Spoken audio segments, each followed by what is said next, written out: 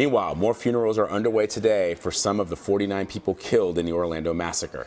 Tens of thousands held a vigil in Orlando last night honoring the victims killed and injured inside the gay nightclub 8 days ago. We know that there's still 18 victims being treated in the hospital. 4 of those are in critical condition. And Jamie Yuccas has been in Orlando this entire time. She's in Orlando now. Jamie, you've been there since the tragedy happened a week ago. What's the response been from the community? Anne Marie, it's been amazingly overwhelming. You can see the response here at this public memorial at the Dr. Phillips Performing Arts Center here in Orlando. And there is just so much outpouring of love. That is the one word that I think you hear and you see pretty much on every sign here. There's some mention about loving this community and loving each other.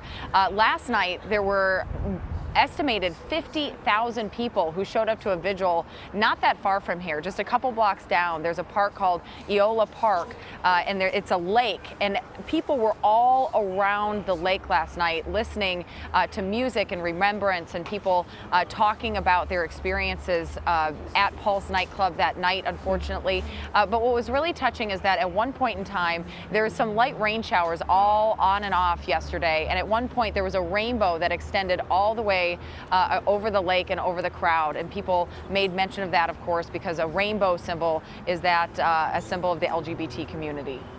Jamie, what is the latest on some of those victims that are still in the hospital? Any word on their recovery or possible release? There has been some good news on that front, Vlad. I can tell you that at the Orlando Regional Medical Center, for the last few days, we had been telling people initially that 6 people were in guarded condition, which is even worse than critical condition. They were being monitored very, very closely. I can tell you that the Orlando Regional Medical Center sent out a new press release this morning stating that only 2 people are still in that condition. They have not lost any lives, additional lives, since the shooting happened a week ago, and we know more people are being released. I talked to one of the victims that we heard from last week, Angel Colon.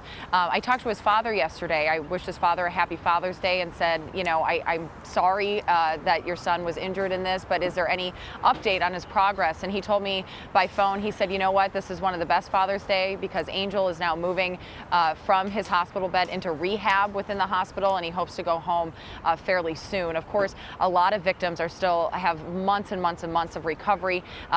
Even in rehab, their physical injuries will have to go through that, but emotionally, this is very tough. I can tell you, though, the community has pivoted a little bit over the weekend with so many funerals and memorials and vigils. It's really pivoted from talking about the night of the shooting to now remembering and trying to spread that message of love and healing at this point in time. Jamie Yuccas, live for us in Orlando. Jamie, thank you.